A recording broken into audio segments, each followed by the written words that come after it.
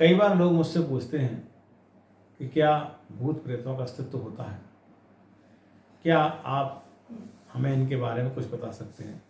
आइए आपको एक बिल्कुल सत्य घटना एक आपको बताता हूँ जो मेरे परिवार में मेरे एक बुजुर्ग के साथ घटित हुई।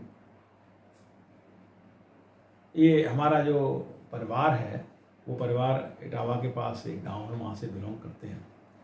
तो वहाँ पर एक हमारे बहुत करीबी रिश्तेदार थे, उनसे मेरा भी प्रेम था।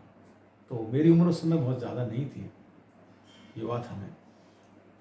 तो वो किसी के कहने से, मैं नहीं जानता कि उन्होंने किसी से बात की अथवा नहीं की, वो किसी के कहने से कुछ पूजा पाठ वो करते थे। तो जब मैंने देखा कि वो रात को 11 बजे के बाद घर से निकल कर के और कुछ सामान हाथ में लेकर के और एक पीपल के पास जा कर के और कुछ कार्य करते हैं पीपल के नीचे बैठ कर के। तो अब चूँकि रात का समय बहुत ज़्यादा था तो मुझे भी कई बार जिज्ञासा होती थी कि आखिर ये वहाँ पर क्या पूजा करते हैं, क्योंकि जो घर में जो पूजा पाठ होता है वो उसमें तो आप भाई चलिए दीपक जला लीजिए, आरती कर लीजिए, धूप जला दीजिए, भोग लगा दीजिए, फूल चढ़ा दीजिए, माला चढ़ा दीजिए, इस प्रकार के ही कर्म होते हैं।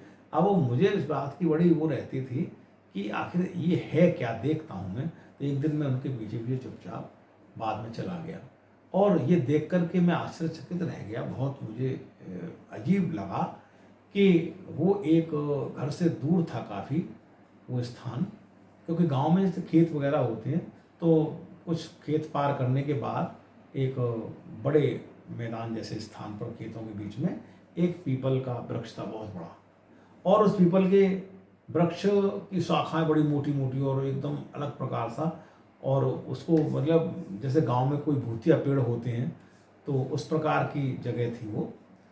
मतलब वहाँ दिन में तो जाया जा सकता है, लेकिन रात के समय वहाँ जाना हर किसी व्यक्ति के लिए नहीं था।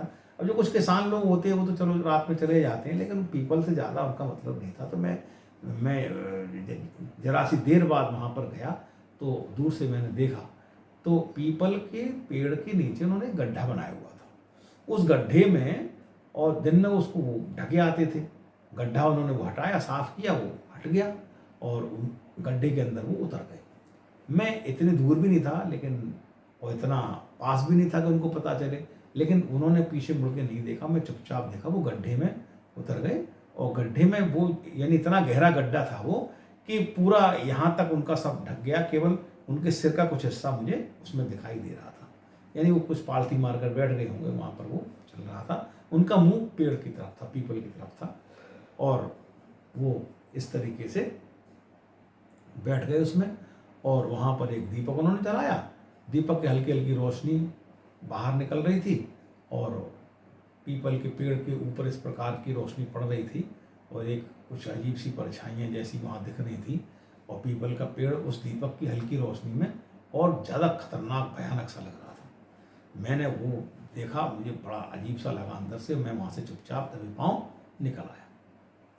अब ये बात रोज लगातार चलती रही, मेरा ध्यान उन पर लगातार रहता था, ये क्या हुआ, कैसे हुआ।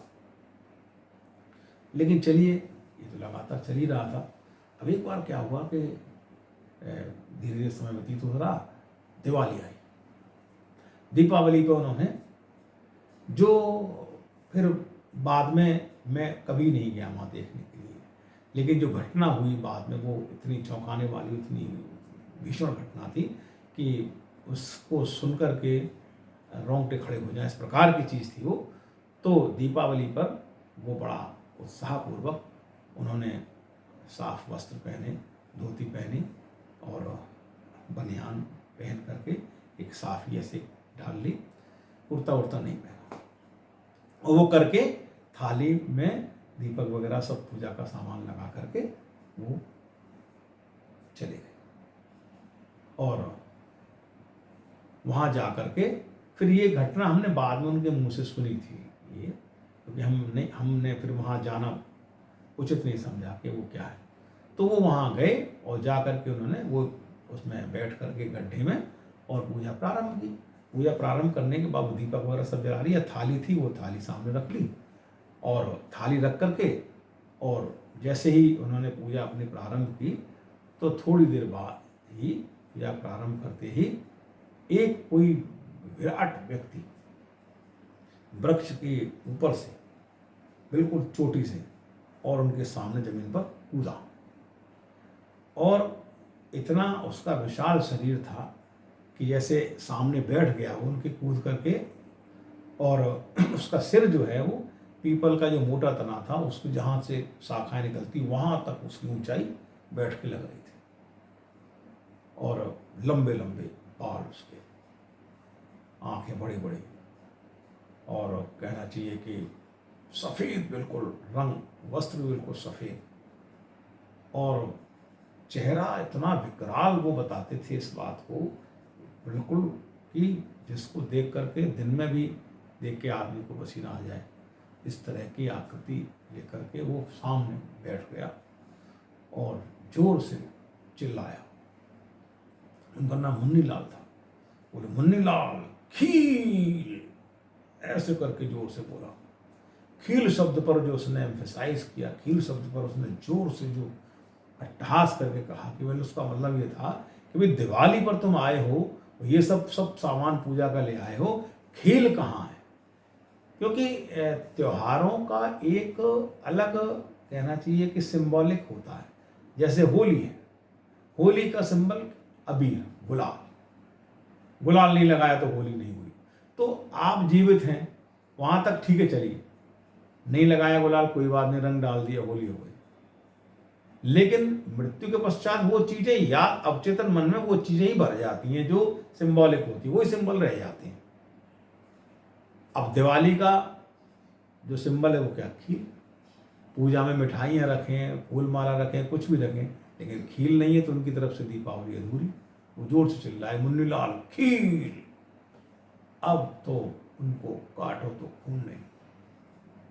वो गड्ढे से तुरंत तेजी से बाहर निकले और निकल करके और तेजी से भागे अपने घर के, इतने जोरों से भागे और जोर से भागते हुए सीधे घर की तरफ। और वो वहां से चिल्लाता रहा, वहीं पेड़ के नीचे रहा, वो आगे नहीं आया।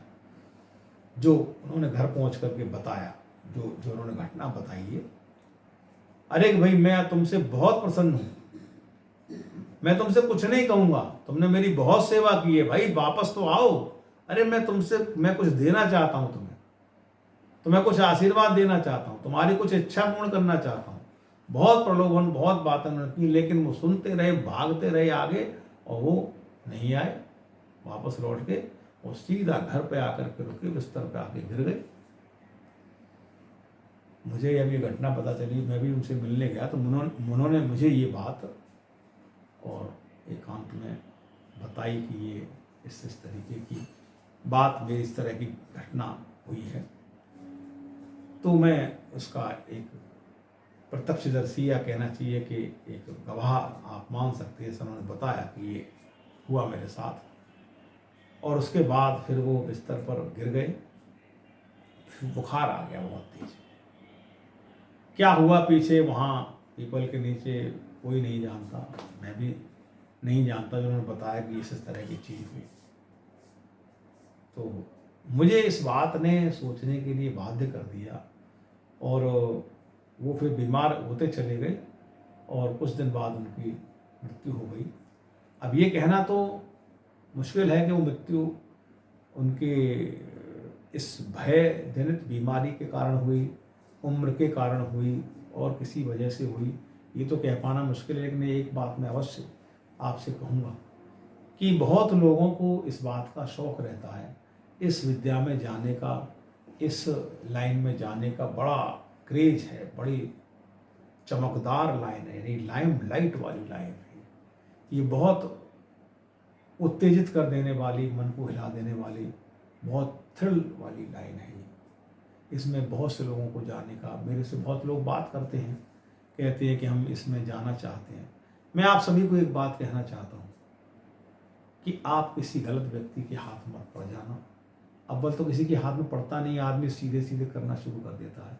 लेकिन आप एक बात ध्यान रखना इसमें कि अगर आप उस परम सत्ता की, उस माँ भगवती की आराधना नहीं करते, उनकी पूजा नहीं करते अगर आप, और फिर आप सीधे ही शुरू कर देते हैं, तो ये आपके लिए बहुत खतरनाक साबित हो सकता है। क्योंकि तंत्र का ज्ञान जो मूलतः जहाँ से प्राप्त होता है, आपको पता भी नहीं चलता कि तंत्र की समझ आपके अंदर कहाँ से पूजा करते करते उत्पन्न हो गई, आपको भी पता नहीं चलता। महाकाल भगवान शिव और आदिशक्ति पराशक्ति माँ जगदम्बा, जिनके बहुत सारे स्वरूप हैं, कोई काली स्वरूप में पूजता है, कोई दुर्गा स्वरूप में पूजता है, कोई और बहुत सारे देवी स्वरूप हैं उनके रूप में पूजता है, स्थानीय देवियों के रूप में पूजी, वो अनंत स्वरूपों में माँ पूजी जाती हैं, अनंत स्वरूपों में उनका पूजन होता है। जो बहुत से लोग हैं भोलेनाथ की उपासना करते हैं, महाशिव की उपासना करते हैं, महाकाल भी कहते हैं, बहुत सारे नाम उनके, उनकी अगर आप आराधना करते हैं, जिस भाव को लेकर के अगर आप आराधना करेंगे तो उस भाव को वो जानते हैं। धीरे धीरे कब आप में समझ तंत्र की आने लगी, कब चीज़ें आपकी समझ में आने लगी, कब चीज़ें आपके मस्तिष्क में प्रवेश कर गई, आपको पता भी नहीं चलेगा। वही आपके लिए एक उचित गुरु की भी व्यवस्था करा देते हैं। आप एक बात ध्यान रखें, आप अगर चाहें कि आप किसी को गुरु धारण करना नहीं कर सकते। गुरु तत्व जो होता है, गुरु एक तत्व है, गुरु सत्ता है। जैसे परमात्मा एक सत्ता है, उसी प्रकार गुरु तत्व में भी परमात्मा स्थित है। तो आपने एक प्राचीन किस्सा तो सुना ही होगा कि एकलव्य ने द्रोणाचार्य को अपना गुरु धारण कर लिया, लेकिन उन्होंने जबकि कभी भी उन्होंने गुरु नहीं बनाया, कभी भी द्रोणाचार्य ने अपना यानी उनको शिष्य नहीं बनाया, लेकिन फिर भी उनकी मूर्ति में उन्होंने गुरु को जागृत कर लिया था। अपने पूजा से, अपनी आराधना से, अपनी सेवा से गुरु जागृत कर लिए, और वो समस्त चीज़ें उनको प्राप्त हो गई जो कि द्रोणाचार्य अगर सिखाते तो भी शायद नहीं प्राप्त हो सकती थी। जो चीज़ें उनके और शिष्यों को नहीं प्राप्त हुई, एकलव्य को वो चीज़ें प्राप्त हो गई, जिसके कारण उन चीज़ों का दुरुपयोग ना हो, इसलिए गुरु द्रोणाचार्य ने उनका अंगूठा भी ले लिया। तो उनको पता था कि जब शक्तियाँ इसको प्राप्त हो गई तो कहीं ना कहीं इस राज्य में, इस देश में कौरव पांडवों का युद्ध अवश्य होगा। इनमें दोनों में विषमताएं हैं और ये दोनों पक्षों में शक्तियों का निर्धारण भी होगा, ये वो जानते थे। इसलिए उन्होंने उसको शक्तिहीन करना उचित समझा कि भील बालक है, व्यर्थ ही मारा जाएगा। पांडवों को साथ दिया तो, कौरवों को साथ दिया तो। अब इस घटना को अलग अलग लोग अलग अलग प्रकार से विकृत करके देखते हैं, उसकी व्याख्या करते हैं। मैं उस व्याख्या में नहीं पढ़ना चाहता हूँ। मैं कुल इतना कहना चाहता हूँ कि ये तंत्र भी शक्ति ही है। शक्ति की उपासना आप करें, माँ भगवती की, उनसे कुछ न मांगें।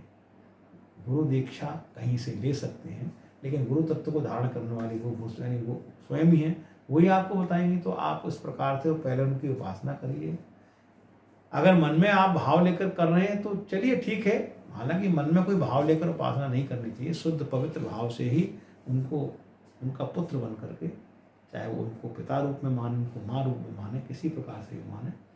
गणेश जी की आराधना करते हैं तो भाई रूप में मान लें। जब भी आपका भाव हो, उस भाव में उनकी उपासना करें, उनकी आराधना करें, उनके मंत्रों का जाप करें, नाम जप करें, मानसिक जप करें। हर प्रकार से उनको प्रसन्न रखने की, उनकी आराधना करने का उपक्रम करते रहें। धीरे धीरे जो आपका भाव है, जो आपकी इच्छा है, वो पूर्ण होने लगेगी। और व्यर्थ किसी व्यक्ति के चक्कर में न पड़ जाएं, जिससे कि इस प्रकार की घटनाएं बहुत हो रही हैं। तो ये आप देख लें इस बात को। इस वीडियो में इतना ही। लगातार देखते रहिए धर्म रहस्य विद डॉक्टर राजीव निस्पृह। एक दूसरी घटना के साथ, एक दूसरी वीडियो के साथ फिर दोबारा उपस्थित होंगे आपके साथ। नमस्कार, शुभ रात्रि।